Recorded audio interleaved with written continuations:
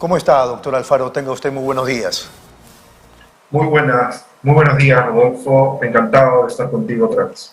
En principio, ¿qué le sugiere, este contexto en el que ya los chicos, gracias a Dios, están regresando a clases, incluso algunos colegios particulares desde febrero, y ya después en marzo, pues varios colegios particulares, y entiendo que los públicos arrancan también el 14 y en los días posteriores, lo cual me parece bien. Tengo la impresión, de repente sesgada, sin algún sustento, como que hay algunos problemas, yo sé, problemas de infraestructura, de agua y desagüe, los hay en los colegios públicos, pero me da la impresión que también algo de desgano, no sé si es la palabra adecuada, de algunos sectores del ámbito público. Pero ¿cuál es su impresión sobre el retorno a clases que ya está empezando, doctor?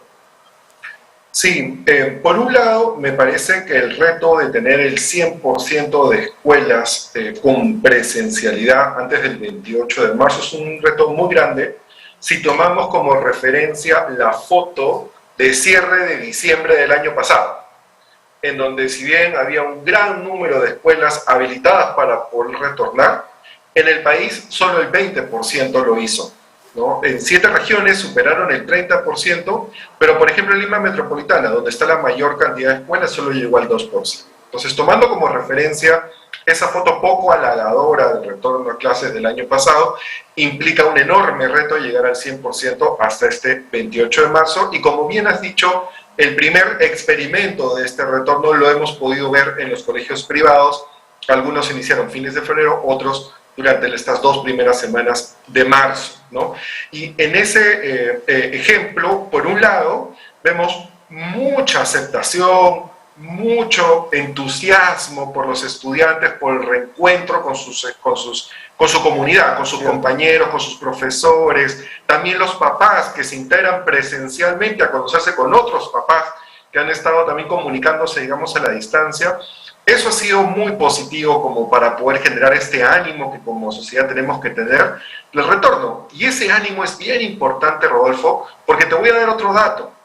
El año pasado, el Ministerio de Educación hizo un seguimiento mensual de cuál es la cantidad de familias que estarían dispuestas de regresar a la presencialidad si la regulación lo permitía. Y ese porcentaje solo lleva el 60% de familias mes a mes sin variación. Es decir, desde agosto hasta noviembre del año pasado ha estado así, fijo. Entonces, había también y existe también una gran preocupación con respecto al compromiso de la sociedad con respecto a estos retornos, y eso se ha estado dando. ¿Dónde existe la oportunidad de mejora? Pensando sobre todo en los colegios públicos. Bueno, por ejemplo, este metro de distancia que la regulación está solicitando dentro del aula parece no coincidir con lo que otros países han adoptado, por ejemplo en Colombia, ¿no? Donde se trata más bien de aprovechar todas las oportunidades para que puedan regresar todos los estudiantes a la total presencialidad. Si seguimos manteniendo el metro de distancia, en muchos salones, sobre todo en colegios públicos, no se podría dar que el 100% de estudiantes regresen a la presencialidad. Entonces unos regresarían en un horario, otros en otro horario, tendrían que seguir con esta educación a distancia que para muchos hogares es prohibitiva porque no tienen acceso a internet o los instrumentos como para poder realizarla con todas las promesas que implica. Entonces, por ahí creo que hay oportunidades de mejora que ya estamos viendo en los colegios privados, que van a ser aún más críticos en los colegios públicos, que tienen que comenzar a tomarse en cuenta para poder tener un efectivo retorno seguro, flexible, al 100% de todos nuestros más de 8 millones de estudiantes en todo el país. Claro, ahora, eso ya depende ya del gobierno central, del Ministerio de Salud, las reglas de juego, digo, este tema de la distancia de los chicos y las mascarillas y todo lo demás, ¿ya debieran actualizarse un poco? ¿Tiene esa impresión usted?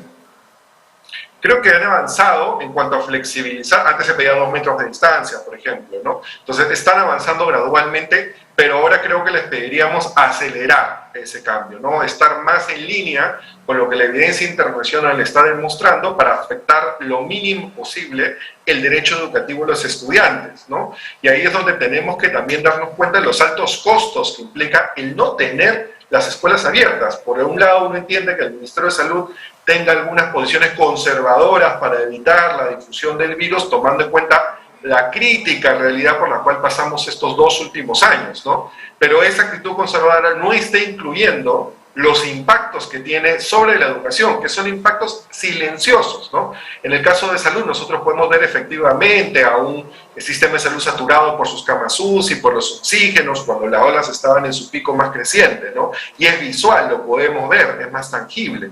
Pero la educación no es así.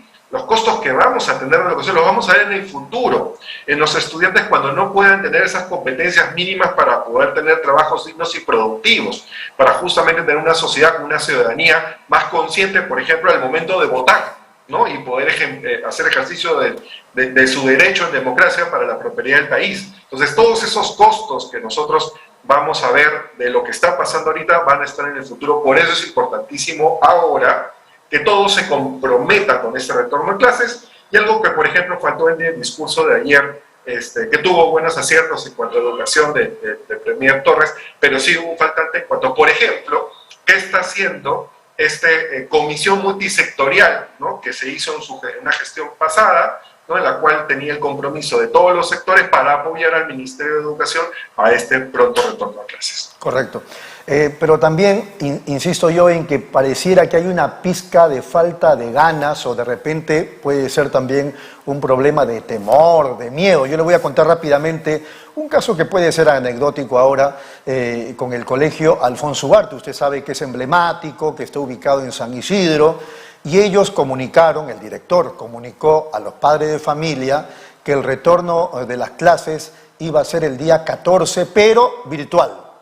Y que a partir del 28 ya se iban a hacer grupos para que sea semipresencial. Entonces por ahí algunos se quejaron, pero otros padres dijeron, bueno, ellos saben lo que hacen. El tema es que el asunto le llegó a los oídos del director de la UGEL 3, López Granados, y parece que no le gustó esa, digamos, decisión del colegio Alfonso Ugarte, y entonces me contaron, no me consta, pero me contaron que el director de la UGEL 3 lo llamó y le dijo, el 14 inicia las clases presenciales y yo voy a asistir al inicio de clases, a la ceremonia. Y entonces, efectivamente, no creí mucho en eso que le estoy contando, pero efectivamente el día martes de esta semana, el colegio Alfonso Ugarte vuelve a emitir otro comunicado a los padres de familia, donde en el mismo comunicado dicen, por órdenes superiores, vamos a iniciar el 14 las clases presenciales. ¿Qué le parece a usted ese cuadro? Mira, Rafa, sin conocer más detalle del que me acabas de comentar sobre este caso, me parece positivo de que en la confluencia, digamos, de acciones, en este caso entre el UGEL y la propia dirección del colegio, se trate de lograr un avance en este retorno a la presencialidad lo antes posible, ¿no? Ya no importando si fue, en este caso, una iniciativa del director del UGEL o del mismo colegio, creo que lo positivo acá es que lograron hacer las coordinaciones posibles para que efectivamente el 14 se pueda iniciar. Y eso es importante porque lo que primero que va a pasar es una evaluación diagnóstica. Lo que ha pasado en estos últimos 2 años es que los impactos sobre los estudiantes, sobre todo en colegios públicos, han sido muy dispares. En algunos casos ha habido estudiantes, seguro en su mayoría en el caso de los colegios emblemáticos de Lima, que han podido de alguna forma u otra seguir conectados con el colegio, pero hay otros, la gran mayoría, que no lo han podido hacer. De hecho, solo el 20% de hogares que tienen hijos en educación básica regular tiene conexión a Internet. 23% en lo urbano y solo 3% en lo rural. Entonces, los impactos son bastante diferentes. Y por eso es importante que se haga una evaluación diagnóstica de inicio para que el profesor pueda ver cuáles han sido los ritmos de aprendizaje de sus estudiantes y pueda proponerles trayectorias educativas que les permitan recuperar eso que no se logró en diferentes ritmos. Y pensando que esto no se va a lograr en un año, sino en 2 o 3. Doctor Alfaro, justamente a eso queríamos llegar, porque son 2 temas, el aprendizaje y el tema emocional. Hay que recuperar a los chicos en eso. ¿Es posible recuperar, por ejemplo, los aprendizajes? Sí, es posible y se debe hacer. Eso es algo que no podemos dejar de lado. La gran pregunta es cómo recuperarlos. Son 2 años, doctora, son 2 años. Efectivamente, ¿no? Entonces ahí la pregunta es cómo recuperarlos. Hay un tema esencial que acabas de decir. Primero, lo socioemocional. No se va a poder recuperar ningún aprendizaje cognitivo, lectura-escritura, racionamiento matemático, si antes no se logra un equilibrio con respecto a las emociones que nos ha dejado, los impactos que nos ha dejado esta pandemia, ¿no? Y con eso me refiero no solo al estudiante, sino también al involucramiento con su familia, con la comunidad, ¿no? A que procesar la experiencia que han tenido y explicarla de tal manera que la puedan entender los niños dependiendo de su diferente grado de madurez emocional. Entonces, ese va a ser el primer trabajo que está acompañado de esta evaluación diagnóstica que van a hacer los docentes y de ahí presentar estos planes. Ese trabajo emocional, que a mí me parece muy bien lo que usted dice, primero el tema socioemocional, ¿de acuerdo? Ese trabajo no se tiene que desarrollar junto con los psicólogos, porque el otro día yo le escuché al director en educación del Banco Mundial, que fue también ministro de Educación, Jaime Saavedra, sostener que si no hay suficientes profesionales en psicología, pues se puede recurrir también a los chicos de los últimos años de estudio de psicología para los colegios públicos a nivel nacional. ¿Qué dice usted? Por un lado, efectivamente, siempre hay un déficit de psicólogos para todo el territorio. O sea, en algunas ciudades más bien hay sobreoferta, ¿no? Pero para poder generar a las 220 UGELs, a los 50.000 locales educativos, ahí recién se va viendo este déficit del profesional de la psicología, ¿no? Donde puede haber seguro algunas pasantías que puedan tener algunos estudiantes, o también se podría optar por algunas otras carreras relacionadas como la asistencia social, que tiene también un rol muy importante dentro de este esquema. Pero lo importante ahí es continuar con el programa de convivencia escolar. Es algo que ayer también lo mencionó el Premier en su discurso, hablando sobre la gestión del bienestar socioemocional en las escuelas. Eso no es otra cosa que darle fuerza a este programa, en lo cual, por ejemplo, se logró, eso fue algo que se logró durante mi gestión, colocar por lo menos un psicólogo en cada una de las 220 UGELs que tenemos, ¿no? Ahora hay que profundizar en aquellas UGELs que tengan más locales educativos a su cargo, colocar más profesionales en la salud, y el siguiente paso es que se coloque dentro de los colegios emblemáticos, una cantidad mayor de matrícula, estos profesionales, porque son importantes para atender estos casos que son más difíciles, que requieren una mayor experiencia, pero también acompañar a los docentes. Dicen que esa obligación de tener por colegio por lo menos un psicólogo es una ley que me parece existe desde el 2011. Efectivamente existe la recomendación de lograr poder tener un psicólogo en cada uno de los colegios. Digamos, la evidencia internacional nos dice que es un profesional necesario en cada unidad educativa, ¿no? Y que a partir de eso tiene que hacerse el esfuerzo de lograr ello, y como te decía, no solo para atender los casos más complejos, sino también para hacer acompañamiento a los docentes para que puedan mejorar sus competencias en la atención a través de las horas de tutoría, estas horas de acompañamiento que se hacen a los estudiantes, y en ese nivel poder de repente atender, resolver, acompañar algunos problemas que se puedan, y ya cuando el problema agarra un nivel de complejidad mayor, se puede optar por tener el acompañamiento especializado de un psicólogo, y así la escuela se va nutriendo con algo que nos ha faltado en este proceso, estos procesos de reforma, ¿no? Que es atender el acompañamiento socioemocional de nuestros estudiantes, que antes de la pandemia lo veíamos muy arraigado en temas de violencia o bullying, y ahora lo vamos a ver más arraigado en los impactos sobre la salud mental que nos deja la pandemia.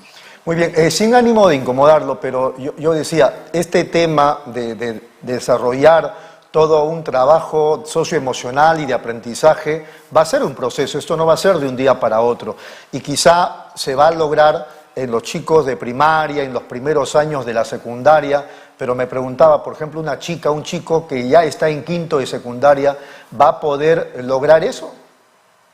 Justamente los niveles más afectados durante esta pandemia, además de inicial, en donde el acompañamiento presencial es importantísimo porque justamente ellos están aprendiendo a través de las emociones. Todavía no aprenden a través de lo cognitivo como lo hacemos a edades mayores, ¿no? Ese siendo ese el principal grupo afectado. El segundo es aquel que justo estaba terminando la secundaria para poder ingresar a la educación superior. De hecho, tenemos un dato muy preocupante. Del total de personas, antes de la pandemia teníamos 37% de egresados de secundaria que accedían a la superior. Al 2020 eso se redujo a 20%. Entonces ya tenemos un problema de acceso grave y de oportunidades. porque aquellos estudiantes que han estado en colegios en donde no se ha podido impartir mayor calidad a través de esta educación a distancia, pues tienen menos oportunidades para ingresar a las vacantes de colegios, de institutos o universidades públicas de aquellos que sí han tenido esa oportunidad. Entonces también genera desigualdad en el acceso, ¿no? Por eso es importante hacer estos mecanismos de recuperación, sobre todo en este programa de Somos Promo, nuestro programa para quinto de secundaria, y poder acompañarnos en ese proceso de acceso a la superior, ahora dándole también más espacio al desarrollo de la educación técnica, que es algo que también vi que faltó un poco en el discurso de vestidura de Carlos. Muy bien, clarísimo, doctor. Como siempre, usted ha sido muy amable. Muchas gracias. Fuerte abrazo. Un fuerte abrazo. Muchas gracias.